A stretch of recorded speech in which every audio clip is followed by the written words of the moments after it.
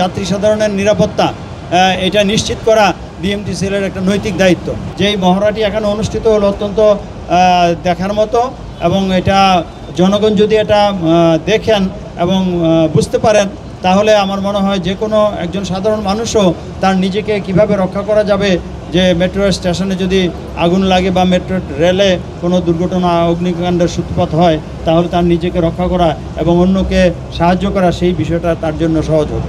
এখানে ফায়ার ব্রিগেডের যারা আজকে এই মহড়ায় অংশগ্রহণ করেছেন এবং আপনারা এই শ্রম দিয়ে এই মহড়াটিকে সুন্দর, সফল এবং সার্থক করেছেন, আমি আপনাদেরকে অসংখ্য ধন্যবাদ জানাই। আমাদের এই উপপরিচালক ফায়ার ব্রিগেড উনি বলেছেন যে যদি দুইটি স্টেশনের মাঝে কোনো ঘটনা ঘটে তাহলে কি করা।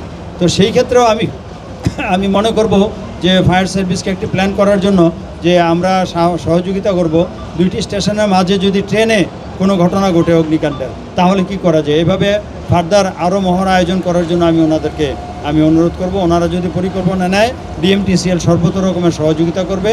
আর ডিএমটিসিএল তো যাত্রী সাধারণের নিরাপত্তা এটা নিশ্চিত করা ডিএমটিসিএলের একটা নৈতিক দায়িত্ব, এবং নগরবাসী যেন নিরাপদে স্বাচ্ছন্দ্যে ভ্রমণ করতে পারে, সফর করতে পারে মেট্রো ট্রেনে, সেটা আমাদের ডিএমটিসিএলের অবশ্যই আমরা এটা আমাদের নিজের দায়িত্ব বলে আমরা মনে করি। অনেক জনগণ আপনার এক স্থান থেকে অন্য স্থানে যাতায়াত করে, জনগণ যাতে সচেতন হয় যে কোনো সময় বড় ধরনের কোনো দুর্ঘটনা যদি সংঘটিত হয় জনগণ কিভাবে নিচে নেমে আসবে, ইকাভেশন ডিলের মাধ্যমে হতাহতের সংখ্যা কীভাবে কম হবে, যদি অগ্নি দুর্ঘটনা সংঘটিত হয় আগুন কীভাবে নির্বাপন করা যায়।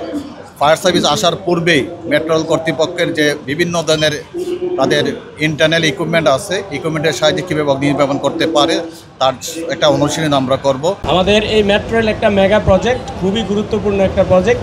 এই প্রজেক্টের অগ্নি নিরাপত্তার দিক থেকে কোন কোন বিষয়গুলো ঝুঁকিপূর্ণ এবং কি কি অবস্থা বিদ্যমান আছে গত 2 দিন যাবত আমরা এটা সার্ভে করেছি, এবং আজকে আমরা একটা মহড়া করলাম, দৃশ্যমান একটা মহড়া।